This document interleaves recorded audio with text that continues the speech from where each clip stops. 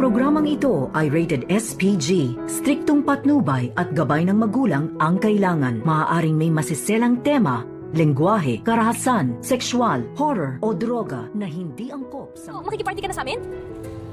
Yes, for Lolo. Talaga?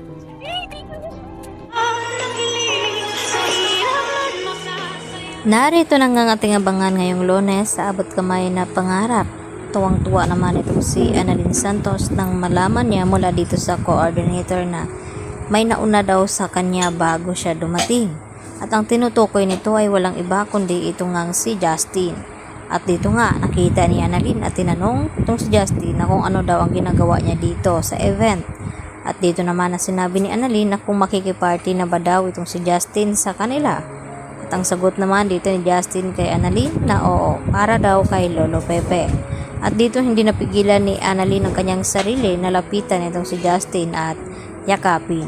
At dito naman na kinatuwa din ni Justin itong ginagawa na suporta ni Annalyn sa kanya. Samantala, dito naman nakapagdesisyon ng mga kaibigan ni Annalyn na tulungan siya sa mga ginagawa nilang dekorasyon. At dito napansin ng mga kaibigan ni Annalyn na ang litrato nga daw dito ni Zoe na nagawa daw itong magbakasyon at itong si Moira sa kabila ng lahat sa nangyari nga dito kay Don Pepe.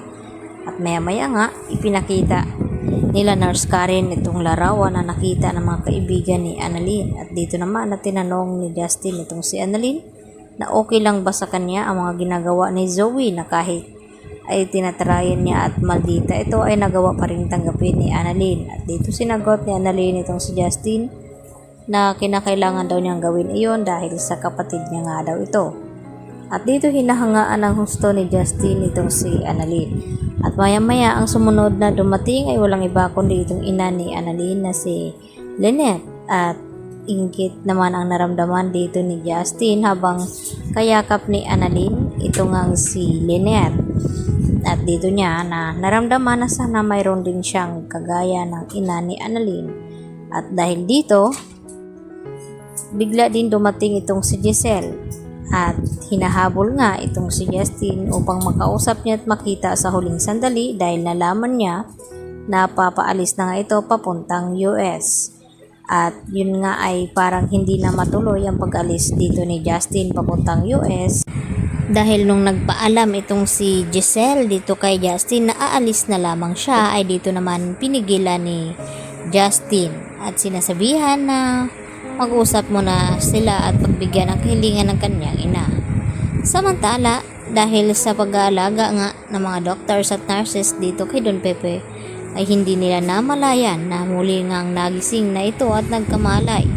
At dito na ipinatawag ni Don Pepe ang mga pulis upang magbigay ng statement kung sino nga ang kumidap sa kanya at nagtangka sa kanyang buhay. At nagulat itong sina RJ at Giselle nang biglang dumating at nalaman dito sa mga kapulisan na ang may pakana daw ng lahat at ang mastermind ay walang iba kundi itong si Moira at itong si Zoe. At dahil napag-alaman nila na wala itong si Moira sa dati niyang tirhan at pati itong si Zoe dahil nagbabakasyon nga ang mga ito. At dito naman na sinabi ni RJ na gagawin niya ang lahat at pagbayarin itong si Moira at Zoe upang makulong at pagbayaran ang lahat-lahat ng mga ginawa dito sa kanyang ama. At hanggang ganun din naman ang gagawin dito ni Giselle dahil tama nga ang kanyang hinala at kutob na may kinalaman talaga itong si Zoe at itong si Moira dahil hindi naman sila agad-agad na aalis kung wala silang kinalaman. Nung malaman nga nila sa attorney na hindi na nga pinapamanahan itong si Zoe at tinanggal nga ni Don Pepe bago nga nangyari itong aksidente na nakidnap itong si Don Pepe.